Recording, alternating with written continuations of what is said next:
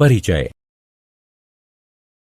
विभिन्न मिश्रणों के अवयवों को क्रोमैटोग्राफी, आसवन और प्रभाजी आसवन द्वारा पृथक किया जा सकता है।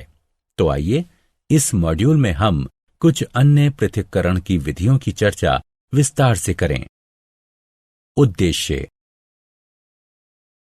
इस पाठ के अंत में आप निम्न करने में सक्षम हो जाएंगे: किसी मिश्रण के अवयवों को क्रोमैटोग्राफी, आसवन और प्रभाजी आसवन द्वारा पृथक करना, वायु के अवयवों को पृथक करने की विधि के बारे में बताना, क्रिस्टलीकरण द्वारा ठोस पदार्थों के शुद्धिकरण पर चर्चा करना, शुद्ध पदार्थों को वर्गीकृत करना। ऊर्ध्वपातन। यह विधि उन मिश्रणों के पृथक्करण के लिए अपनाई जाती है जिनके अवयव जो गर्म करने पर सीधे गैस अवस्था में परिवर्तित हो जाते हैं, उनमें उपस्थित अशुद्धियों जो गर्म करने पर सीधे गैस अवस्था में परिवर्तित नहीं होते, उससे गर्म करने पर पृथक हो जाते हैं। इस चित्र में यदि अमोनियम क्लोराइड और साधारण नमक के मिश्रण को गर्म किया जा रहा है तो अमोनियम क्लोराइड ऊर्ध्वपातित हो जाएगी, जिसका शीतलन करके ठोस रूप में पुनः प्राप्त किया जा सकता है तथा नमक नीचे ही रह जाएगा। क्रोमैटोग्राफी। इस विधि द्वारा किसी द्रव से उसके रंगीन अवयवों को छानक पत्र अथवा सोखता कागज की सहायता से पृथक किया जाता है। छानक पत्र की पट्टी के एक सिरे पर स्याही की एक बूंद रखिए और वो सिरा जल से भरी एक परख नली में डालिए। स्याही 2 या 2 से अधिक रंगीन अवयवों का मिश्रण होती है। वह अवयव जो जल में अधिक घुलनशील है, पानी में जल्दी घुलता है और पृथक हो जाता है। आसवन। इस विधि में परस्पर घुलनशील द्रवों को उनके मिश्रण को उबालने के पश्चात उनके वाष्प के शीतलन द्वारा उनको संघनित करके पृथक किया जाता है। साधारण आसवन का प्रयोग उन 2 परस्पर घुलनशील द्रवों को पृथक करने के लिए करते हैं जिनके क्वथनांकों में पर्याप्त अंतर होता है। यदि एसीटोन और जल को आसवन उपकरण में गर्म किया जाए तो एसीटोन का क्वथनांक कम होने के कारण वह जल से पहले उबलकर वाष्पित होगा और शीतलन विधि द्वारा संघनित होकर जल से पृथक हो जाएगा। प्रभाजी आसवन। प्रभाजी आसवन का प्रयोग उन 2 परस्पर घुलनशील द्रवों को पृथक करने के लिए किया जाता है जिनके क्वथनांकों में 25 K से कम का अंतर होता है। प्रभाजी आसवन का प्रयोग पेट्रोलियम के अवयवों तथा वायु से विभिन्न गैसों को पृथक करने के लिए किया जाता है। वायु के अवयवों का पृथक्करण। वायु विभिन्न गैसों का मिश्रण है। वायु के अवयवों को प्रभाजी आसवन द्वारा पृथक किया जा सकता है। वायु को दबाव बढ़ाकर और ठंडा करके द्रवित वायु में संपीड़ित कर लेते हैं। इस द्रवित वायु को प्रभाजी आसवन स्तंभ में धीरे धीरे गर्म करते हैं। तब उसके अवयव अलग अलग ऊंचाइयों पर अपने अपने क्वथनांक के अनुसार पृथक हो जाते हैं।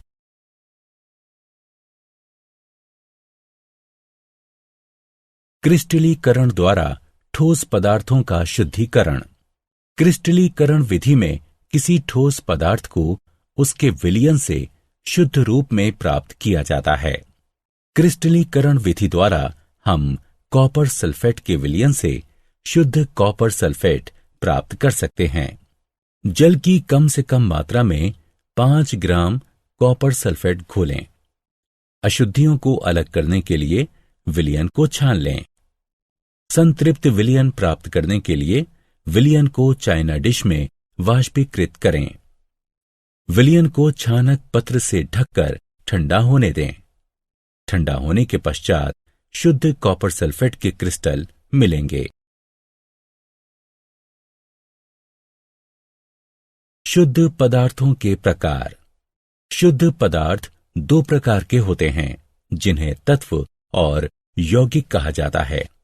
तत्व यह पदार्थों के मूल रूप होते हैं, जिन्हें किसी भी रासायनिक अभिक्रिया द्वारा अन्य सरल रूप में नहीं तोड़ा जा सकता है। इन्हें धातु, अधातु और उपधातु में वर्गीकृत किया जाता है। धातु ये चमकीली, गुंजायमान, लचीली, आघात वर्धनीय, तन्य और ऊष्मा तथा विद्युत की सुचालक होती हैं। अधातु ये चमकीली, गुंजायमान, लचीली, आघात वर्धनीय तथा तन्य नहीं होती हैं तथा ये विद्युत और ऊष्मा की कुचालक होती हैं। उपधातु ये वे तत्व हैं जिनमें कुछ गुण धातुओं के तथा कुछ गुण अधातुओं के होते हैं, जैसे बोरान, सिलिकॉन, जर्मेनियम इत्यादि। यौगिक ये वे पदार्थ हैं जो दो या दो से अधिक तत्वों के एक निश्चित अनुपात में रासायनिक संयोजन से बनते हैं, जैसे जल, कार्बन डाइऑक्साइड, शर्करा, नमक, आयरन सल्फाइड इत्यादि। क्या आप जानते हैं तत्व की संकल्पना रॉबर्ट बॉयल 1627-1691 ने की थी। उनकी परिभाषा का प्रयोगात्मक आधार था कि तत्वों को किसी भी तरह अन्य सरल रूप में नहीं तोड़ा जा सकता है।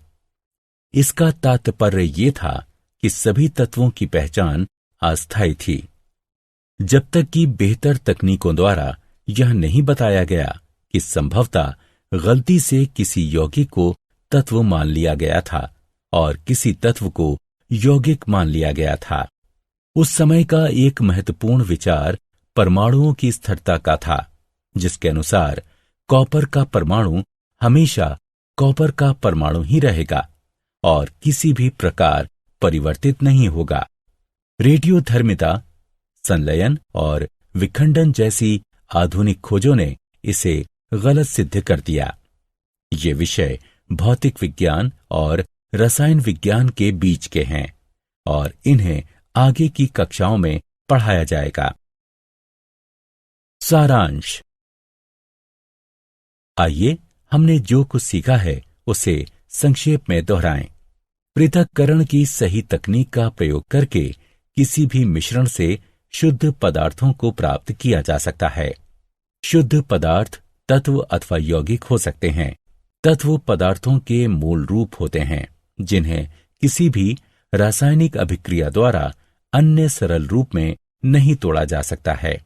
यौगिक वे पदार्थ हैं जो दो या दो से अधिक तत्वों के एक निश्चित अनुपात में रासायनिक संयोजन से बनते हैं।